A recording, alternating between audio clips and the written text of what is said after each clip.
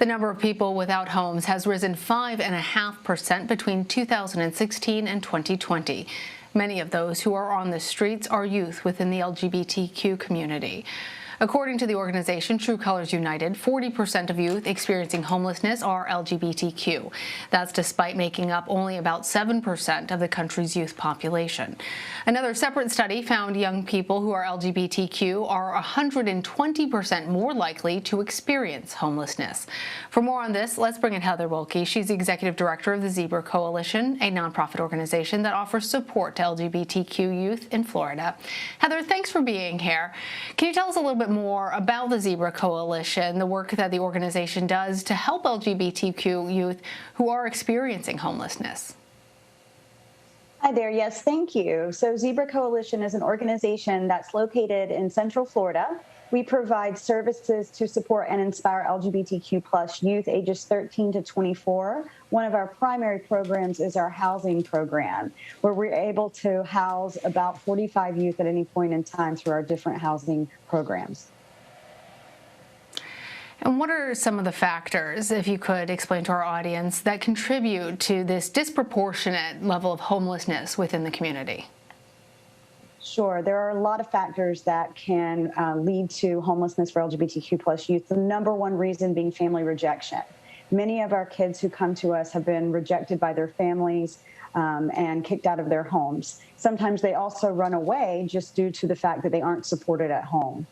And so that is primarily the leading factor and reason for the kids coming to our programs. And what are some of the long-term impacts that come with living on the street?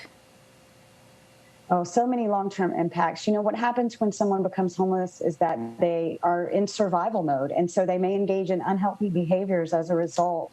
That could lead to substance abuse. That could lead to suicidal ideation, anxiety, depression, all types of things that someone would do to help themselves survive on the streets. It's a very tough life.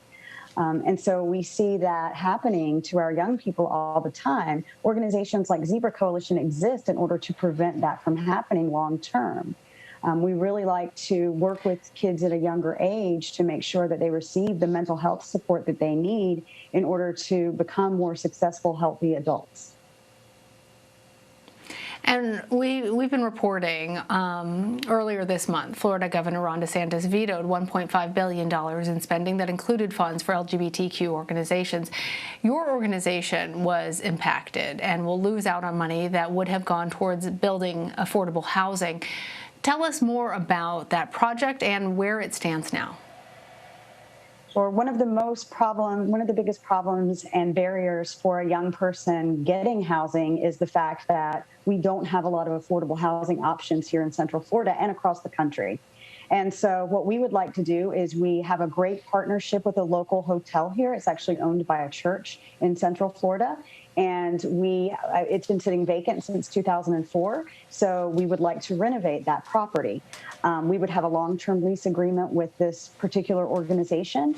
And we're very excited to be able to offer that. It would, in fact, it would triple our amount of youth that we can reach. So right now in that particular program, we're only able to reach about 11 youth. This would expand our programming to reach 35 youth, which would be a significant resource for our young people here in Central Florida. We had requested, with assistance of lawmakers, we had requested an appropriation in the state of Florida, and it actually passed through our lawmakers on both sides. And then one day, with the stroke of a pen, our governor actually vetoed that. And so now what that does is it leaves us at ground zero in terms of fundraising. The project is total about $1.4 million to renovate this motel. It would be a great asset for the community in many ways because it is sitting vacant. So it just makes sense. Mm-hmm. And, you know, we have applied for additional funding sources, which we hope to see happening through county and city funds. But we will be embarking on support from the community in order to complete this project. It seems like that would have been such a win-win-win, a win for the church, a win for the community in which the currently vacant building is held, a win for the homeless youth in your organization.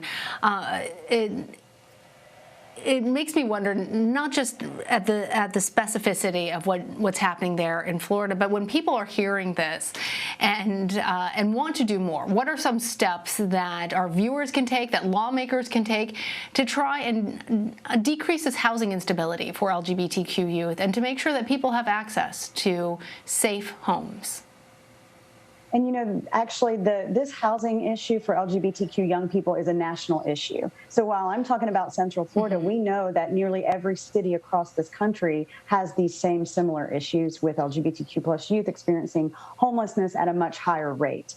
And so for that reason, it's very important to get involved. It's very important to follow the organizations in your community that are doing this work, whether it's an LGBT center or a homelessness center that provides services for youth, and support those programs, because we are here every day fighting to get these kids off the streets and to make sure that they have a safe place to call home.